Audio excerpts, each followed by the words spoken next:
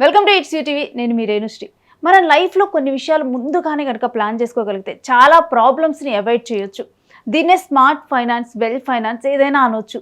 వీటి గురించి సజెషన్స్ ఇవ్వడానికి ప్రస్తుతం నాతో పాటు ఉన్నారు amphi registered mutual fund distributor, wealth vegan fintech నుండి సాయిరామ్ గారు. వారితో మాట్లాడదాం. హలో సాయిరామ్ గారు. Hi madam. సో నేను కొన్ని ఫ్యాక్టర్స్ అంటే మనం ముందుగానే కనుక అనుకుంటే కొన్ని లైఫ్లో అవాయిడ్ చేయొచ్చు అన్నది ఏంటంటే హెల్త్ ఇన్సూరెన్స్ పాలసీ. దీని గురించి అంటే చాలామంది కూడా ఇప్పుడున్న దాంట్లో హెల్త్ ఇన్సూరెన్స్ పాలసీలు తీసుకుంటున్నారు. కొన్నిటి దగ్గర జాబ్లోనే ఆటోమేటిక్గా ప్రొవైడ్ చేస్తున్నారు. తర్వాత తీరా హాస్పిటల్ దగ్గరికి వెళ్ళేసరికి లేదు ఇది అప్లికేబుల్ అవ్వదు, లేదు దీనికి ఇంతే లిమిట్ ఉంది, 5 lakhs వరకే అప్లికేబుల్ అవుతుంది.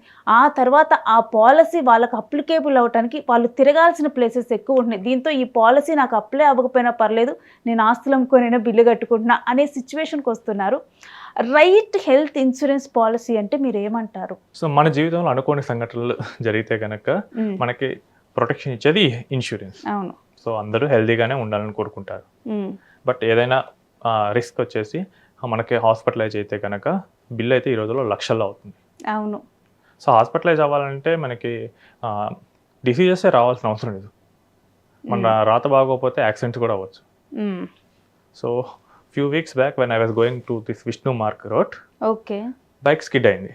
ఓకే, చిన్న మైనర్గా నాకు ఇంజురీ అయింది. But what if it is a major injury? So ఎంత బిల్ అవుతుంది? మన చేతిలో లేని చాలా ఉంటాయి.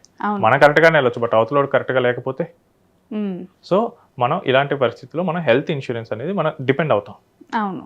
సో ఈ రోజుల్లో కంపెనీస్ ఏంటంటే చాలా మందికి 5 lakhs వరకు బేస్గా ఇన్సూరెన్స్ పాలసీస్ ఇస్తున్నారు. సో మనం ఇప్పుడు యాజ్ అన్ ఇన్వెస్టర్ ఆర్ క్లయింట్గా మనం చేయాల్సింది ఏంటంటే ఒక మంచి హెల్త్ ఇన్సూరెన్స్ పాలసీ ఎలా సెలెక్ట్ చేసుకోవాలి. సో ఫస్ట్ ఏంటంటే మీకు ఎంత కవరేజ్ కావాలి ఇది చూసుకోవాలి. అండ్ హెల్త్ ఇన్సూరెన్స్ ఎప్పుడు ఈ రోజు కోసం కాదు, నెక్స్ట్ 20 years 30 years కోసం తీసుకోవాలి. ఆ 20 years 30 years కదా, నేను కొంచెం ఓల్డ్ అయ్యేటప్పుడు తీసుకుంటాలే అని అనుకునే వాళ్ళు కూడా ఉంటారు. హెల్త్ ఇన్సూరెన్స్ ఎప్పుడు మీరు హెల్తీగా ఉన్నంత వరకు బాల్ మీ కోర్టులో ఉంటుంది. మీరు హెల్తీగా లేకపోతే కనుక వాళ్ళు పాలసీ ఇవ్వరు. సో మనకి కొన్ని ఇష్యూస్ చాలా సింపుల్గా అనిపిస్తాయి కానీ వాళ్ళు పాలసీ ఇవ్వరు. ఫర్ ఎగ్జాంపుల్ థైరాయిడ్లోనే 2 థైరాయిడ్స్ ఉంటాయి. Weight loss thyroid, weight gain thyroid. Weight gain థైరాయిడ్కి పాలసీ ఇస్తారు, వెయిట్ లాస్కి రిజెక్ట్ చేస్తారు. అండ్ కొన్ని కంపెనీస్ బ్యాక్ పెయిన్, కొంచెం స్పైనల్ ఏదైనా ఇష్యూస్ వస్తే కనుక కొన్ని కంపెనీస్ రిజెక్ట్ చేస్తాయి. ఓన్లీ కొన్ని కంపెనీస్ మాత్రం ఇస్తుంటాయి. సో ఒకవేళ హార్ట్ రిలేటెడ్ ఏదైనా ఇష్యూ వచ్చింది, సో ఈ రోజుల్లో నేను కామన్గా చూస్తుంది ఏంటంటే హార్ట్లో కాల్షియం లేయర్ ఏర్పడుతుంది. వాళ్ళకి లైఫ్ స్టైల్ బట్టేసి దాన్ని బట్టి వస్తుంది. వాళ్ళకి సింపుల్గానే అనిపించవచ్చు, అది సాల్వ్ అయిన తర్వాత కూడా లైఫ్ నార్మల్గానే లీడ్ చేయొచ్చు. బట్ హెల్త్ ఇన్సూరెన్స్ కంపెనీ ఏం చేస్తుంది, నీకు నేను 10 lakhs మించి పాలసీ ఇవ్వను, అది కూడా నీకు కోపే పెడతా, ఇలా చెప్తూ ఉంటారు. మీరు హెల్తీగా ఉన్నంత వరకే బాల్ మీ కోర్టులో ఉంటుంది. మీరు గ్యారంటీ ఇవ్వగలరా నెక్స్ట్ బీపీ రాదని, డయాబెటీస్ రాదని? అండ్ మనం పొల్యూషన్లో బతుకుతున్నాం. సో ఎప్పుడు ఏమవుతుందో తెలియదు. సో నేను ఓల్డ్ ఏజ్ అయిన తర్వాత తీసుకుంటానంటే ఆ టైంలో మీకు ఇష్యూ వస్తే ఎవరు మీకు పాలసీ ఇవ్వరు. సో చాలా మంది నాకు కాల్ చేస్తారు, హాస్పిటల్లో ఉన్నారు, పాలసీ ఏమైనా వస్తుందా? So they are identified with cancer, ఏదైనా పాలసీ వస్తుందా? సో ఐడెంటిఫై అయ్యేదాకా తెలియదు. వన్స్ ఐడెంటిఫై అయితే బాల్ ఇక మన కోర్టులో ఉండదు. Insurance company they are doing a business. వాళ్ళకి ఎప్పుడు ప్రాఫిట్ వస్తుందంటే జనరల్గా వాళ్ళు ఏం చేస్తారంటే ఒక పూల్ ఆఫ్ పీపుల్ దగ్గర నుంచి ప్రీమియం కలెక్ట్ చేస్తారు. అందులో వాళ్ళకి ఏంటంటే 1% or 2% మాత్రమే క్లెయిమ్ చేస్తారు అనుకుంటారు. సో అప్పుడు మిగిలిన 100 members దగ్గర నుంచి కలెక్ట్ చేసిన మనీని 1 or 2% పే చేసిన తర్వాత ఆ మిగిలిన అమౌంట్ వాళ్ళ ప్రాఫిట్. బట్ అందరూ నాకు ఇష్యూ వచ్చిన తర్వాతే పాలసీ తీసుకుంటా అంటే ఆ 1 or 2 కాస్త 10%కు వెళ్ళొద్దు, లేదా 20% కూడా వెళ్ళొచ్చు. అప్పుడు వాళ్ళకి వర్కౌట్ అవ్వదు. సో నేను ఓల్డ్ ఏజ్ అయిన తర్వాత లేకపోతే నాకు అవసరం వచ్చినప్పుడు తీసుకుంటా అంటే మీకు ఇవ్వరు. అండ్ నెక్స్ట్ ఏంటంటే ఇన్సూరెన్స్ పాలసీలో వెయిటింగ్ పీరియడ్స్ అనేవి ఉంటాయి. మెయిన్గా 3 రకాల వెయిటింగ్ పీరియడ్స్ ఉన్నాయి. ఇది అందరూ గమనించుకోవాల్సింది. పాలసీ తీసుకున్న తర్వాత ఫస్ట్ 30 daysలో మీకు ఎటువంటి క్లెయిమ్ రాదు, ఎక్సెప్ట్ యాక్సిడెంట్ కేసెస్ తప్ప. అంటే నాకేదో హెల్త్ ఇష్యూ ఉంది, నేను పాలసీ తీసేసుకొని వెంటనే నేను హెల్దీ అని పెట్టేసి నేను నెక్స్ట్ వీకే వెళ్ళిపోయి జాయిన్ అవుతాను, ఇవ్వరు. మీకు first 30 days only accident cases మాత్రమే కవర్ అవుతాయి. నాకు కామన్గా చెప్తారు, సో వైరల్ ఫీవర్ ఉంది, పాలసీ తీసుకుందాం, ఓ 2-3 days తర్వాత నేను హాస్పిటల్ మేనేజ్ చేసి నేను పెట్టుకుంటాను, ఇవ్వరు. నెక్స్ట్ స్లో గ్రోయింగ్ డిసీజెస్ అని ఉంటాయి, లేదా నేమ్డ్ డిసీజెస్ ఉంటాయి. ఇవేంటంటే బాడీలో ఉన్నా కానీ బయటపడటానికి 1 or 2 years టైం పట్టొచ్చు. కెటరాక్ట్ మొదలటానికి 1-2 years పట్టుద్ది. Sinus, next knee replacement, knee replacement వెంటనే నాకు మోకాలు నొప్పి వస్తే చేయరు, దే విల్ వెయిట్. అది ఒక పర్టికులర్ స్టేజ్ వచ్చిన తర్వాతే అప్పుడు ఆపరేషన్కి వెళ్తారు. అవును. Next gastroenteric issues, next cyst, tumour, ఇలా కొన్ని ఇష్యూస్ ఉంటాయి. వీటన్నిటికీ 2 years వెయిటింగ్ పీరియడ్ పెడతారు. అంటే మీరు ఈ పాలసీ తీసుకున్న తర్వాత నెక్స్ట్ 2 years లోపల ఇష్యూ అయితే మీరు క్లైమ్ పెడితే రిజెక్ట్, వాళ్ళు ఇవ్వరు. నెక్స్ట్ థర్డ్ వన్ వచ్చేసి మీకు ఆల్రెడీ ఏమైనా ప్రీ ఎగ్జిస్టింగ్ ఉంటే వాటికి మీకు 3 years వరకు వెయిటింగ్ పీరియడ్ ఉంటుంది. ఫర్ ఎగ్జాంపుల్ బీపీ ఉంది, డయాబెటీస్ ఉంది.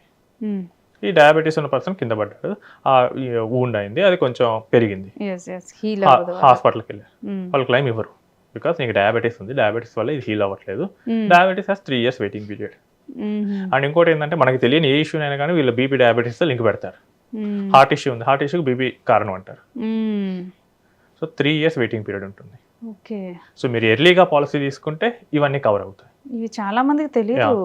అండ్ ఇంకోటి ఏంటంటే ఇంపార్టెంట్ ఫోర్త్ది మొరటోరియం పీరియడ్ అంటారు. అంటే పాలసీ మీరు తీసుకున్నారు, పొరపాటున ఏదో ఇష్యూ డిస్క్లోజ్ చేయలేదు, మర్చిపోయారు అనుకోండి, మీరు మొరటోరియం పీరియడ్ 5 years కనుక దాటితే ఇన్సూరెన్స్ కంపెనీ క్లెయిమ్ రిజెక్ట్ చేయలేదు, unless proved it is fraud. కావాలని దురుద్దేశంతో తీసుకుంటే తప్ప. చాలా మంది మర్చిపోతారు, చాలా మందికి హెల్త్ ఇష్యూస్ గుర్తుండవు, వాళ్ళు డాక్టర్ దగ్గరకు వచ్చినప్పుడు మొత్తం గుర్తొస్తాయి. బట్ మీరు మొరటోరియం పీరియడ్ క్రాస్ అయితే కనుక insurance company cannot reject your claim, they has to honour your claim. 5 years కనుక దాటిస్తే, అది మీరు ఎర్లీగా తీసుకుంటే ఈ 5 years పీరియడ్ అనేది దాటిపోతుంది.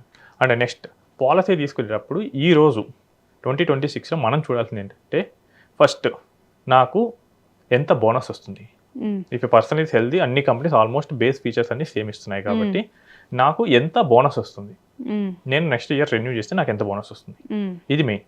ఇది ఎందుకంటే చాలా మంది ఈ రోజుల్లో ఐడియల్ అంటే 1 CR or 2 CR తీసుకోవాలి, బట్ అది తీసుకోరు. 10 lakhs, 15 lakhs, 20 lakhs అంతే తీసుకుంటారు.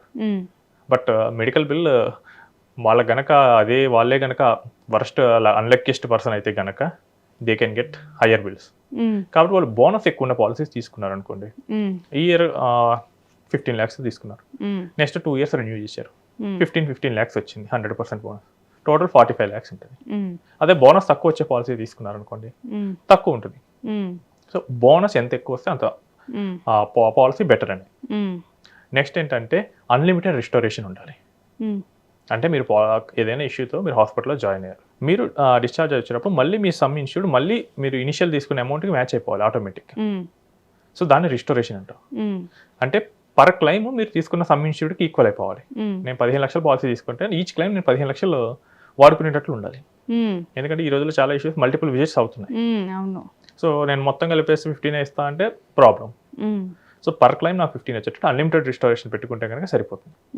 Next pre and post hospitalisation expenses, ఇవి ఎంత ఎక్కువ డేస్ ఉంటే అంత బెటర్. 90 days, 180 days ఉంటే బెటర్, లేకపోతే కనీసం 60 అన్న ప్రీ హాస్పిటలైజేషన్ ఉండేటట్లు చూసుకోండి. ఇవేంటంటే చాలా మంది ఏంటంటే హాస్పిటల్కి డైరెక్ట్గా ఏం వెళ్ళరు, ఏదో ఫస్ట్ ఏదో జ్వరం వస్తుంది, ఏదో ఇష్యూ వస్తుంది, చూపించుకుంటారు, వాళ్ళు ఆ టెస్ట్లు ఈ టెస్ట్లు అన్నీ రాస్తారు, అదొక 20-30 వేలు అవుతుంది, అప్పుడు ఇక హాస్పిటల్లో జాయిన్ అవ్వమంటారు. ఈ hospitalisation claim insurance company pay చేస్తుంది, బట్ ఇది ముందు మనం పెట్టుకున్నాం. అండ్ డిశ్చార్జ్ అయిన తర్వాత పోస్ట్ హాస్పిటలైజేషన్ అంటే 100 రోజులు ట్రీట్మెంట్ జరగాలి కదా, సో దానికి కూడా బిల్ అవుతుంది, ఇది కూడా కంపెనీ పే చేసేటట్టు పెట్టుకోవాలి. నెక్స్ట్ ఇన్ఫినైట్ కవర్ ఉందా లేదా, ఉంటే బెటర్. ఇన్ఫినైట్ కవర్ అంటే ఏంటంటే ఈరోజు కంపెనీస్ ఏంటంటే మీరు లైఫ్ లాంగ్లో ఎప్పుడైనా కానీ 1 or 2 మీకు కంపెనీ బట్టి ఎంత బిల్ అయినా కానీ వాళ్ళు పే చేస్తూ ఉంటున్నారు. నేను 10 lakhs పాలసీ తీసుకున్నా, బట్ నేను ఇన్ఫినైట్ కవర్ కనుక టిక్ చేసుకుంటే నాకు 5 years తర్వాత 5 crores బిల్ వచ్చింది, కంపెనీ పే చేస్తుంది. సో అలాంటి దాన్ని తీసుకోవాలి. అండ్ మోడర్న్ ట్రీట్మెంట్స్ ఎలో అవ్వాలి, వరల్డ్ వైడ్ కవర్ ఉండాలి. అంటే మోడర్న్ ట్రీట్మెంట్స్ అంటే రోబోటిక్ సర్జరీస్ ఇలాంటివి ఉంటాయి. అండ్ వరల్డ్ వైడ్ కవర్ అంటే కొన్ని సర్జరీస్కి ఇప్పుడు క్యాన్సర్ లాంటి వాటికి ఇండియాలో కన్నా మేబీ US, UK అలాంటి వాటిలో బెటర్ ట్రీట్మెంట్ ఉండొచ్చు. సో మన పాలసీలో వరల్డ్ వైడ్ కవర్ ఉందా లేదా దాన్ని చూసుకోవాలి. ఈ ఫీచర్స్ అన్ని కరెక్ట్గా పెట్టుకోవాలి, మనం పాలసీ తీసుకుంటే కనుక మనకి ప్రాబ్లం ఉంటుంది. సో ఐడియల్ కవర్ అనేది ఈ రోజు హైదరాబాద్లో మాత్రం at least go for 1 crore. This is the ideal cover. మీరు 1 crore పెట్టుకొని మీరు ఎవ్రీ ఇయర్ 100% బోనస్ పెట్టుకొని next 20 years that will be 20 crores. మీరు రైజింగ్ మెడికల్ ఇన్ఫ్లేషన్కి అది మ్యాచ్ అవుతుంది, అలా కాకపోతే ప్రాబ్లం అవుతుంది. రైట్, థ్యాంక్ యూ సాయిరామ్ గారు. Right madam.